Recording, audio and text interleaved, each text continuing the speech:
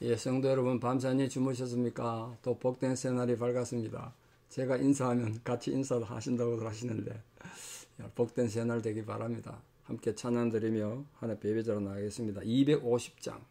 250장, 예전 찬송 182장, 구주의 십자가 보혈로 찬양 드립니다. 250장입니다.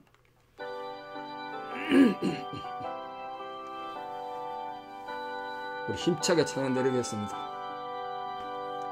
구주의 십자가 보혈로 죄 씻음 받기를 원하네. 내 죄를 씻으신 주 이름 찬송합시다. 찬송합시다. 찬송합시다. 내 죄를 씻으신 주 이름 찬송합시다. 죄악을 속하여 주신 주 내 속에 돌아와 계시네. 십자가 앞에서 주 이름 찬송합시다. 찬송합시다. 찬송합시다. 내 죄를 씻으신 주 이름 찬송합시다. 주 앞에 흐르는 생명수 날 씻어 정하게 하시네. 내 기쁨 정성을 다하여 찬송합시다. 찬송합시다. 찬송합시다. 내 죄를 씻으신 주 이름 찬송합시다. 내 주께 회개한 영혼은 생명수 가운데 젖었네. 험없고 순전한 주 이름 찬송합시다. 찬송합시다. 찬송합시다. 내 죄를 씻으신 주 이름 찬송합시다. 아멘. 목소리 마음껏 찬양할 수 있어서 너무 좋으네요. 기침이 안 나면 너무 좋습니다. 함께 신앙 고백 드리겠습니다. 나는 전능하신 아버지 하나님 천지의 창조주를 믿습니다. 나는 그의 유일하신 아들 우리 주 예수 그리스도를 믿습니다. 그는 성령으로 잉태되어 동정녀 마리아에게서 나시고 본디오 빌라도에게 고난을 받아 십자가에 못 박혀 죽으시고 장사된 지 사흘 만에 죽은 자 가운데서 다시 살아나셨으며 하늘에 오르시어 전능하신 아버지 하나님 우편에 앉아 계시다가 거기로부터 살아있는 자와 죽은 자를 심판하러 오십니다. 나는 성령을 믿으며 거룩한 공교회와 성도의 교제와 죄를 용서받는 것과 몸의 부활과 영생을 믿습니다. 아멘. 2024년 4월 11일 목요일 새벽 하나님 주신 말씀 요나서 3장 6절에서 10절입니다. 요나서 3장 6절에서 10절 봉독에 올리겠습니다. 그 일이 니느웨 왕에게 들림에 왕이 보좌에서 일어나 왕복을 벗고 굵은 베옷을 입고 제 위에 앉으니라. 왕과 그의 대신들이 조서를 내려 니느웨에 선포하여 이르되 사람이나 짐승이나 소떼나 양떼나 아무것도 입에 대지 말지니 곧 먹지도 말 것이요 물도 마시지 말 것이며 사람이든지 짐승이든지 다 굵은 베옷을 입을 것이요 힘써 하나님께 부르짖을 것이며 각기 악한 길과 손으로 행한 강포에서 떠날 것이라. 하나님의 뜻을 돌이키시고 그 진노를 그치사 우리가 멸망하지 않게 하시리라. 그렇지 않을 줄을 누가 알겠느냐 한지라. 하나님이 그들이 행한 것 곧 그 악한 길에서 돌이켜 떠난 것을 보시고 하나님의 뜻을 돌이키사 그들에게 내리리라고 말씀하신 재앙을 내리지 아니하시니라. 아멘. 여러분 본문 말씀 읽으시고 어떤 생각이 드십니까? 저는 개인적으로 제가 제 의지를 가지고 아마 철에 들어서 성경을 처음부터 끝까지 읽으면서 성경에 이런 내용이 있구나, 성경에 이런 것이구나, 한번 읽었으면 알겠습니까? 그걸 알아가는 과정에 이 요나스를 읽으면서 굉장히 충격받았습니다. 이 요나스는 초등학교 때 아마 유치부 때부터 교회에서 윤희줄 학교 때 많이 배우고 그림 동화로 많이 받는 내용들인데 요나스의 핵심이 어디 있는가 이걸 제가 알고 충격받았습니다. 요나스의 본질 핵심은 오늘 우리가 읽은 이 본문에 있습니다. 왜냐하면 제가 이 성경을 읽고 굉장히 마음이 아프고 정말 안타까웠던 건 이스라엘 전 역사에 아니 성경 전체에서 인간들이 이렇게 회개한 건 어디도 찾아보기가 힘듭니다. 찾아보기 어려워요. 성경 전체에서 이런 경우가 없습니다. 성경은 누구에게 준 하나님의 말씀입니까? 우선은 하나님 앞에 택함받은 이스라엘 백성들에게 준 성경인데 하나님으로부터 말씀도 받고 예배의 규칙도 받고 성전도 받고 법궤도 받았던 이스라엘 백성들이 이런 식으로 회개한 적이 없습니다. 다윗이 간음하고 살인한 뒤에 혼자 개인이 회개한 적은 있지만 전 국민이 짐승까지 이렇게 회개했던 철저한 회개를 보여주는 건 전무후무한 사건입니다. 근데 안타까운 건 이게 이방인입니다. 이방인. 하나님하고 한 번도 관계없는. 그러니까 생각해 보십시오. 니느웨 사람들은 하나님 앞에 제사들이 우리 말하면 예배 한번 들어본 적도 없고 목사로부터 설교 한번 들은 적 없었던 민족입니다. 성경이 뭔지 모르는 민족 아닙니까? 그런데 요나가 지나가면서 3일길 성을 하루길 대충 지나가면서 전했던 그 말씀에 이렇게 철저하게 회개했다. 이게 너무 안타깝지 않습니까? 왜 이스라엘 백성들은 이런 회개를 하지 못했을까? 뒤늦게 나중에 요시야 왕이 종교개혁도 하고 그렇게 하지만 하나님께서 그 할아버지 므낫세 왕의 악한 그 악행 때문에 뜻을 돌이키지 않으셨다고 되어 있거든요. 그래서 하나님께서 뜻을 돌이키지 않아서 이스라엘 유다는 망하게 하셨다. 이렇게 되어 있는데 오늘 본문은 이 니느웨 사람들의 철저한 회개 때문에 하나님께서 뜻을 돌이키셨대요. 멸망시키는. 참 그래서 가슴 아픈 거예요. 이스라엘 왕들 중에도 이런 회개는 찾아보기 힘듭니다. 이스라엘과 유다 왕국이 결국 멸망당한 건 국력이 약했을 아니고요. 군대에 위대한 지도자가 없어 장군이 없었을 아니고 회개하지 않았기 때문입니다. 회개하지 않아서 하나님 앞에 멸망당했단 말이에요. 왕도 신하도 회개한 적이 없어요.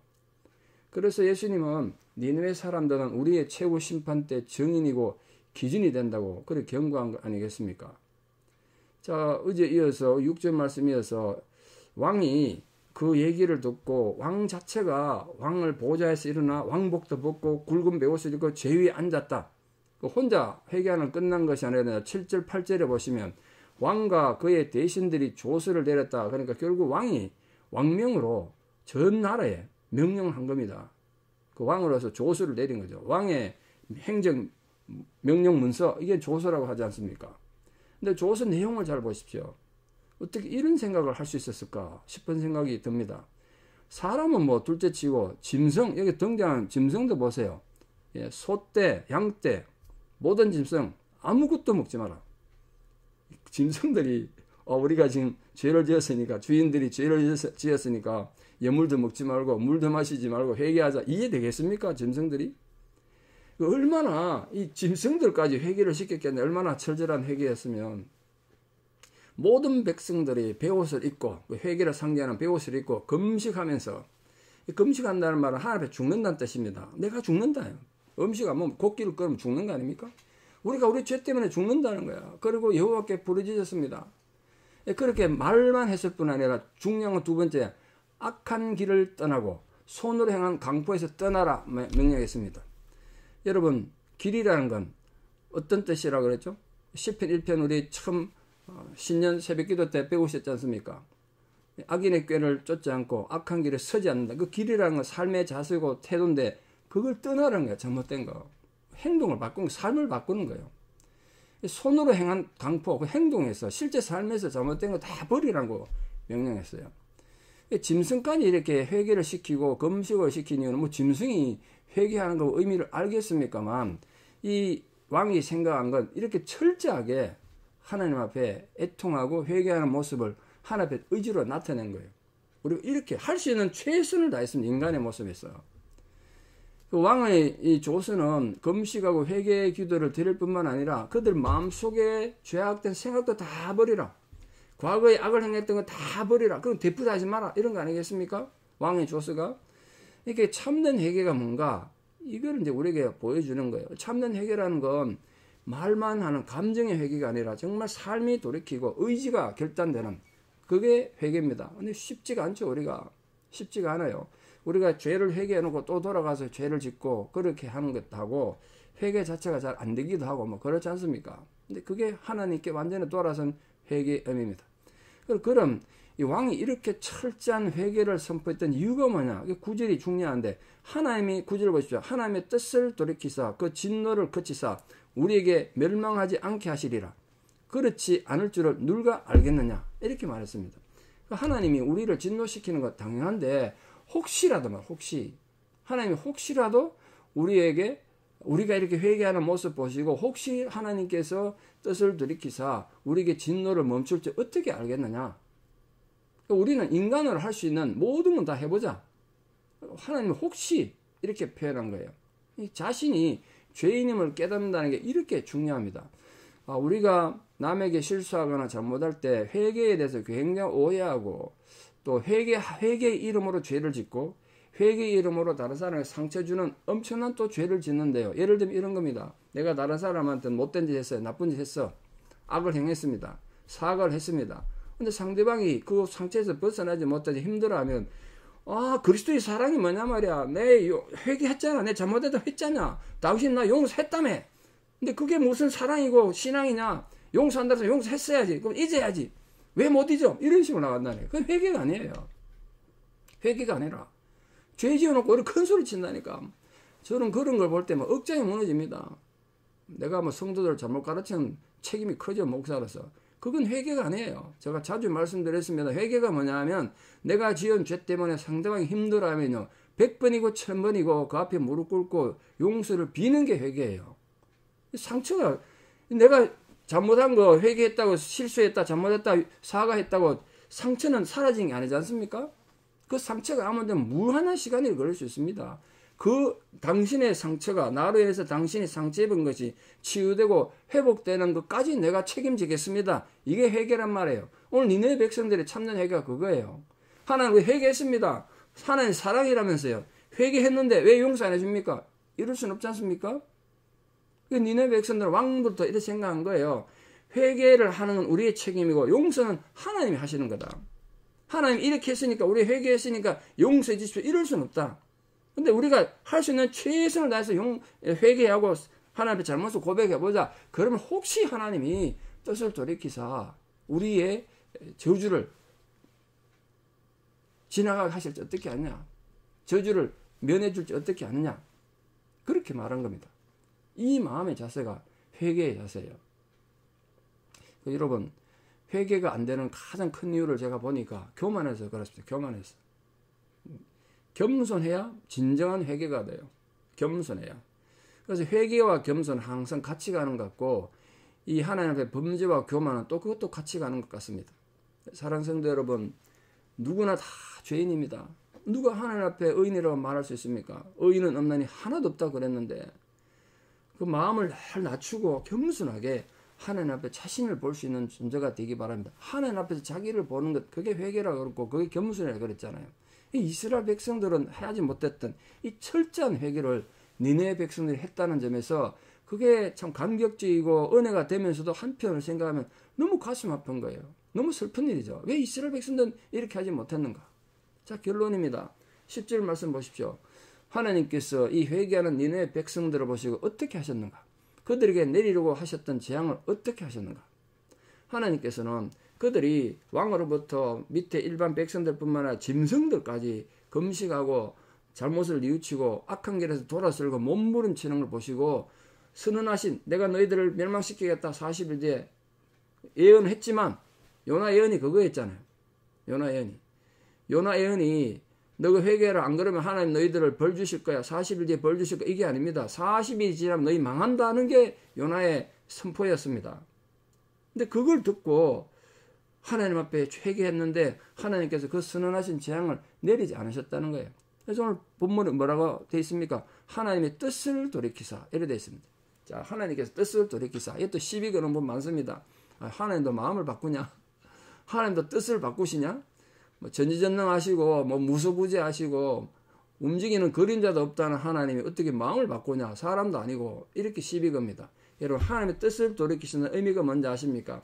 하나님의 목적은 인간이 잘못했을 때 범죄하고 저주하고 징계하는 게 목적이 아니라 인간이 회개하고 돌아와서 구원받고 사는 걸 원하세요. 그게 하나님의 뜻을 돌이키신다는 뜻이에요. 하나님이 인간처럼 조석집이라고 마음이 왔다 갔다 하는 그런 얄팍한다는 뜻이 절대로 아니에요. 하나님은 지금도 하나님의 이 진노와 징계보다는 백성들이 그 앞에 회개함으로 와서 하나님 앞에 용서받고 살기를 원하신다. 그게 아버지 하나님의 핵심이라는 거야. 근데 그 대상은 하나님을 믿는 사람이든 안 믿는 사람은 똑같아요. 우리는 하나님 믿고 예수님을 믿고 구원받았다고 해서 특권이 있고 저 세상 사람들은 하나님 앞에 저주받고 그런 게 아니라는 거예요. 그들도 회개하면 하나님 똑같은 용서를 주시고 은혜 주시는 거예요. 그 증거가 니느웨성 사람들 아닙니까? 이 사람들 평소에 하나님 앞에 제사 드렸던 예배 드렸던 민족들 아니에요. 하나님 앞에 찬양한 적도 없고요. 하나님 앞에 기도한 적 없어요. 근데 오늘 이렇게 회개하니까 하나님께서 뜻을 돌이키사 그들에게 은혜를 주셨단 말이에요. 이거 하나님께서 백성들이 회개함으로 용서받는다는 사실은 심판보다는 백성들이 회개하고 살기를 더 원하신다. 지금 우리에게도 마찬가지입니다. 오늘날도 범죄한 인간들이 하나님과는 관계가 깨진 거 있지 않습니까? 그걸 회복시키기 위해서 오늘도 말씀을 통해서 부족한 목사 입술을 통해서 회개를 촉구하고 그들이 돌아오기를, 죄인들이 돌아오기를 기다리시는 거예요. 그 하나님의 사랑을 깊이 깨닫고 진실로 하나님 앞에 자신의 잘못을 돌아보고 회개하는 데 실패하지 않는 성도인들 되셔서 하나님과 아름답게 동행하는 거룩한 성도인들 다 되시기를 진심으로 축복합니다. 기도드리겠습니다. 아버지 하나님, 은혜를 감사드립니다. 하나님은 작은 소자 한 명이라도 저주받고 하나님 앞에 버림받는 것을 기뻐하는 신이 아니신 것을 성경이 수없이 말씀하셨습니다. 자비로우시고 공의로우시고 사랑이 풍성하신 하나님께서는 작은 의인 소인조차도 회개하고 돌아와 하나님 앞에 복받고 잘 살기를 원하셨습니다. 오늘도 하나님은 죄인들을 징계하고 처벌하는 것을 기뻐하시는 것이 아니라 그 죄인들이 회개하고 돌아와 죽음의 자리에서 생명 얻기를 원하신다는 것을 오늘도 니느웨 백성들을 통하여 보여주셨습니다. 니느웨 백성들이 왕으로부터 일반 평민에 이르기까지 그리고 짐승들까지 철저한 회개하고 몸부림쳤던 그 상황을 통하여 하나님의 뜻을 돌이키사 그들에게 내리기라고 명령하시고 경고하셨던 저주를 내리지 않으셨습니다. 그 저주를 제거해 주셨습니다. 오늘도 우리 사람 모든 성도인의 삶의 현장에 그런 참된 진정한 회개가 있어서 하나님 앞에 복을 받을 뿐 아니라 하나님과 아름답게 동행하는 거룩한 성도들 다 되게 도와주시옵소서. 이제는 우리 주 예수 그리스도의 은혜와 하나님 아버지의 만극하신 사랑과 성령님의 위로 교통 역사하심이 오늘도 하나님 앞에 자신을 돌아보고 참된 회개를 통하여 하나님의 기쁨이 되고 하나님과 동행하기를 결단하는 사랑 성도님들의 위대한 신앙 고백 위에 또 원근 각처에 살아가는 그 사랑의 모든 자녀들의 삶 위에 지금도 특별히 하나님의 도우심을 간구하는 투병적인 모든 성도님들 또 위기를 겪고 있는 모든 민족들 위해 이제부터 영원토록 함께 하시옵기를 간절히 축원하옵나이다. 아멘. 오늘 하루도 주님과 동행하시고 복된 하루 보내시기를 진심으로 축복합니다. 감사합니다.